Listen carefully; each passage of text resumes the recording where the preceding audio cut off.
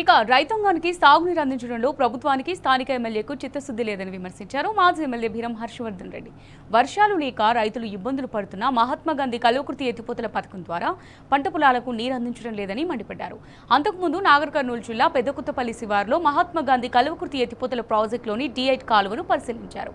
కాలువలలో పూడిక తీయకపోవడం, కనీస రిపేర్లు చేయలేదని అధికారులపై విరుచుకుపడ్డారు.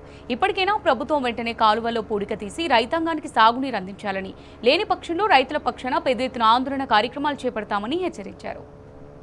రైతాంగానికి అదేవిధంగా పసుపుల డీటీపూరు బాచారం వైపు ఉన్నటువంటి రైతాంగానికి పూర్తిగా జొన్నలగూడకు కూడా నీళ్ళు వచ్చే పరిస్థితిలో లేదు.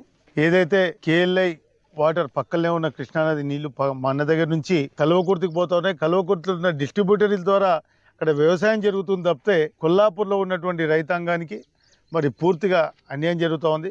ఎండాకాలంలో వాళ్ళు సిల్ట్ తీసి జమ్ము తీసి పూడికలు అన్నీ చేసి రిపేర్లు చేసి సీజన్కు నీళ్ళు అందించడానికి ఏర్పాటు చేసుకున్నటువంటి ఇరిగేషన్ వ్యవస్థ కానీ జిల్లా యంత్రాంగం పూర్తిగా వైఫల్యం చెందింది.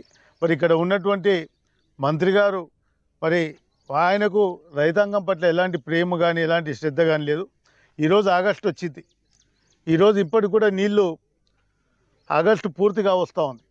ఇప్పటి కూడా నీళ్ళు కిందికి పోయే పరిస్థితి లేదు. రైతులను పూర్తిగా గాలికి వదిలేశారు.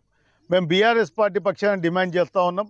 ఇక్కడ అధికారులతో కూడా మాట్లాడడం జరిగింది. ఈ రోజు నుంచే వాళ్ళు జమ్ము తీస్తామని చెప్తా ఉన్నారు. వాళ్ళు కనుక చేయకపోతే ఖచ్చితంగా మా కార్యాచరణ ప్రకటిస్తాం. రైతాంగం యొక్క సంక్షేమమే BRS పార్టీ లక్ష్యం. మీరు కనుక వెంటనే ఈ కార్యక్రమం సిల్ట్ కనుక తీయపోతే BRS పార్టీ పక్షాన ఖచ్చితంగా ధర్నా చేస్తాం. రైతాంగాన్ని తీసుకొని కలెక్టరేట్ను కూడా ముట్టడి చేస్తామని చెప్పి హెచ్చరిస్తూ ఉన్నాం.